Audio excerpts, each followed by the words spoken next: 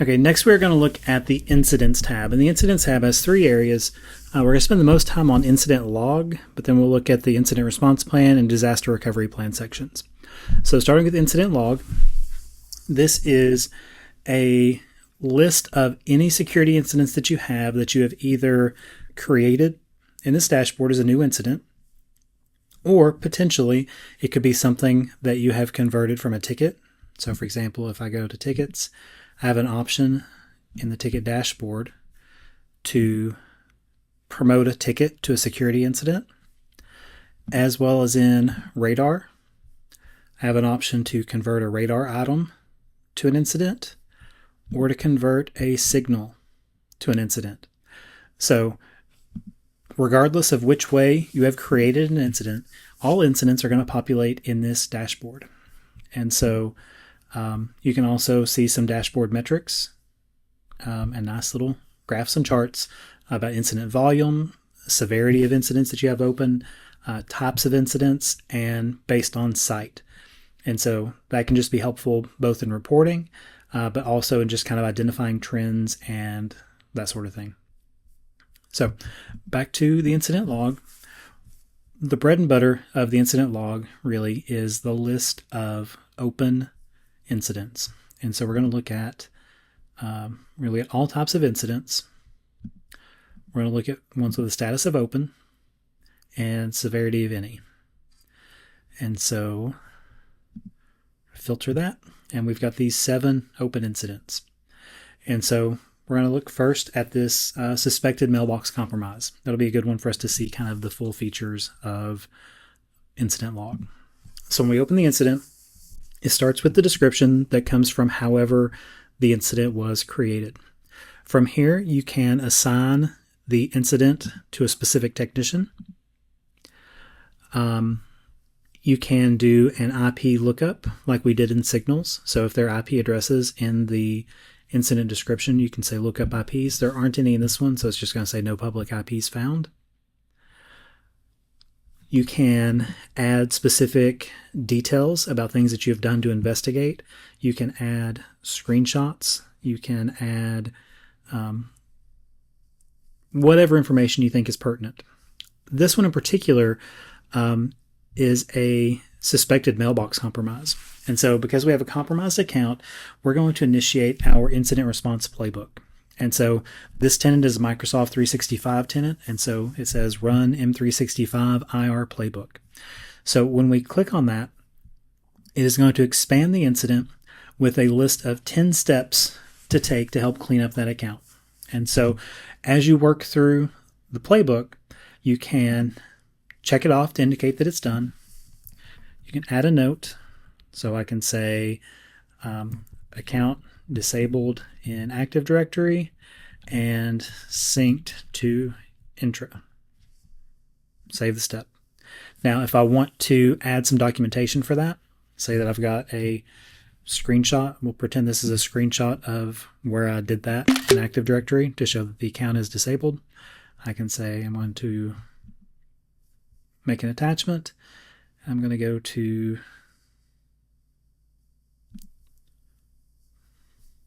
my screenshots directory and get the newest one. Open that guy and attach. And now I have that screenshot attached to this step. And I'm just going to continue working through these steps. So I disabled the account first. Then I'm going to initiate a logout of all sessions. I'm going to change the password on the account. And I'll be documenting as I go if I need to. I'm going to audit the MFA methods. So I'm going to look at to see if any new MFA methods were added to the account during the period that this compromise is happening. I'm going to audit the app registrations, and if there are any OAuth refresh tokens I need to revoke, I'm going to do that process and save the step. I'm going to delegate mailbox access so I can look through the user's inbox so I can see what kind of damage and blast radius there is in the account. While I'm in there, I'm going to audit the inbox rules to see if there are any rules that the attacker has set up for persistence, like to forward things to an obscure folder, those types of things. While I'm in there, I'll also check the forwarding rules. I can also do that as an admin, but I'm going to do that here. I'm going to audit the mail folders. So while I have access to that account, I'm going to be going through, RSS feed folder, deleted items, sent items, just to kind of see if there's anything that happened in the account in this time period that could be the result of an attacker. If there are any interesting folders, if there's any interesting emails, I can do screenshots and attach them. And there's only one, when I choose file, there's one box, but I can attach one.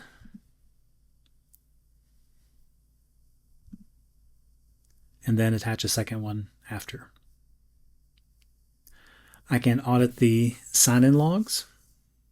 Oh, there we go. So I've got the one screenshot. I can go ahead and choose file and do a second one. And have multiple screenshots attached to one specific step of the incident.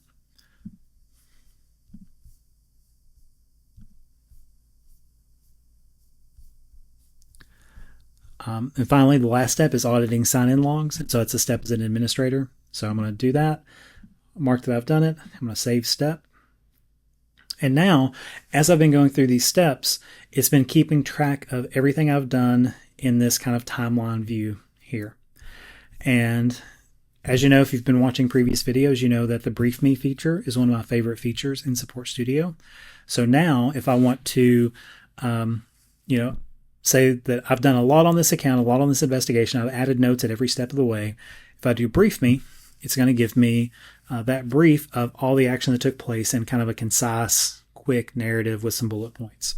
And so this is just a real quick incident brief. Tells us the risk factors, what the situation is, what we know, what we did, and any suggested next steps if they weren't already captured. We can export that as a PDF. And we can also do a PDF report, an executive report of this incident. So if I click PDF report, it'll download the PDF and I can get an attachment of a summary of everything that's in this incident. And so very handy for cataloging and keeping track of what's going on, both in the moment and historically. And then once everything is done, you can archive it. There's some additional places here. So if it wasn't a compromised account, there's some other remediation actions that are over here of things that you may want to do. And you can mark off if those have been done. And when you do that, those will also show up in the Brief Me in the PDF report. If there's PII involved, you can mark that. If it's something that rises to the level of a reportable breach based on your state or your district or your whatever systems reporting requirements, you can mark that it's a reportable breach. When you do that, it's going to tell you, based on what you've configured as your reporting timeline. In my state, it's 40 days I think 40 days. And so it'll set for me 40 days out from now is when the notification is due. And that's also going to place that on the calendar tab. So if I go to July 20th, we can see that breach notification shows up on that day for me. And it can link back to here. If it's something, we've seen a lot of third-party issues in data breaches in K-12. And when that happens, it severely hampers your ability to conduct an investigation. So if something is vendor managed, you can mark it as vendor managed, and you'll know that the affected vendor is who is doing the majority of the triage. But we still have this open incident where we can catalog, pull information, etc. So in my district with the recent Instructure breach, we created an incident for the Instructure breach, and just any time that we got an email from Instructure regarding the status of the breach, we would include the information in this incident here. So it's in one place, and when my superintendent would ask questions about where are we standing on the Instructure breach, I could just go to PDF report, tap that, and send it to my superintendent. Outside of this flow for the playbook for attaching screenshots and notes, there's some kind of global incident notes here where you can add files, you can attach links. So for example, if with the Power School compromise a few years ago now. They had a website that you could go to that was a frequently asked questions page. So if you wanted to attach that to the incident, you could do that. If it connects to a specific ticket, you could search for tickets and link the incident to a ticket. And if it's connected to a specific asset that you have in the Assets tab. So if we go over here and look at, all of our devices in the district, we say that it's connected to,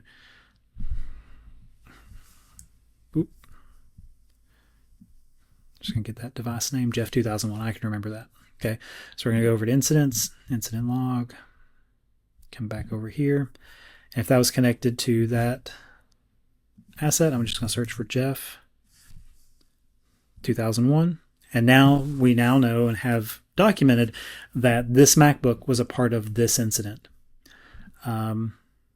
Search tickets. I'm just going to search Roosevelt. Nope. Let's see. Let's go look at a ticket real quick to see what we connect it to. We'll just connect it to this MSISAC. In reality, that wouldn't be related, but if I can spell, that would be super helpful. So we can tag it to a ticket. And now when we go to that ticket, we can see that it's connected to this incident. So trying to interconnect all of these things, all of these different things that would normally be in different dashboards and different panes and different products, different vendors, trying to bring them all into one place so that you can manage them centrally and share that management with other people in your department. And so one of the ways that access to this incidents tab happens, incidents isn't by default on every technician's dashboard. It's going to be on the dashboard for administrators. And there's an additional role with users. We have a role for a security technician. So if someone is given security technician role, they're going to get all the regular technician stuff, but also be able to see incidents. And so we didn't want incidents because they can be sensitive sometimes. We didn't want those to be globally viewable by all technicians. And in a nutshell, that is what the incident log looks like, how it functions, how you can track incidents from open, in progress, resolved, and closed, and see kind of everything in one place, sort it, assign it to technicians, and conduct all of your triage, documentation, notes, everything, all still inside of your help desk. And in our next video, we're going to take a look at the incident response plan section and the disaster recovery plan section. Actually, revise that. Let's just go ahead and do it all at once. So incident response plan is really simple. If your district already has an incident response plan, you can just upload a copy of it here, or you can put a link to it. So if you already have it as a Google Doc, you can just link it here. If it's a PDF, you can upload it here. So upload, link. If, however, you do not have an incident response plan and you would like to build one, Lumen, our AI assistant, can help walk you through the sections of an incident response plan. So, for example, if we wanted to build our incident response plan, the first section is going to be our purpose and scope. And have Lumen draft it. If you want to add extra context for your security stack, the things you use, the people who are involved, you can go ahead and include that information, and it will help in the draft generation. I left it all blank here, so it's going to stay super generic, but Lumen will draft that and give us a very basic incident response plan. We're going to say use this draft, and we can still edit this. So we can do line item changes here, and save the sections. And now this section for purpose and scope is filled in. We can then move on to roles and responsibilities. And I wanted to break it up this way instead of just having it generate the entire plan at once, to really give you time to be able to scope it out correctly and take your time. So, because it can be overwhelming doing an entire IRP in one go. So this way you can do purpose and scope first. You can discuss it with your department. You can discuss it with your supervisor, with whoever needs to be involved for your district. Approve that, move on to roles and responsibilities. And that way you can kind of, chunk it up into smaller, more manageable pieces if you want to. Likewise, you can go through and you can just generate all 12 sections all at once and have your draft ready there. So in a nutshell, that is what the IRP, Incident Response Plan process looks like. When you're finished, you can export to PDF. And there is a reminder here. This is just a good general reminder. Keep a printed copy, because if you are in the middle of an incident and you don't have access to the network or to wherever it is that your plan lives digitally, you're going to have to fall back to a paper copy. So just a great reminder, anytime you update it, keep a paper copy, export to PDF, print it out, and there you go. The PDF copy will look like this. So very similar to other reports in Support Studio. But there you go. The disaster recovery plan, very, very similar. You can upload a copy, you can link to an existing plan, or you can build it with Lumen. And so the same process, the same steps here. You can say, I want to have Lumen draft this. I'm going to give it some context, generate draft. Here for DR team roles and responsibilities, that's going to be different for every district. So you could say, have Lumen draft this. And for the context, you can say, we have a communications director, we have a finance director, this is their name, this is their contact, and just go through that list. And Lumen will include that in the draft for the DR team roles and responsibilities. And similarly, when you're finished, you can save all sections, and then you can, well, I need to save all sections first. Oh, I guess I should actually put something in first. So let's have Lumen draft something.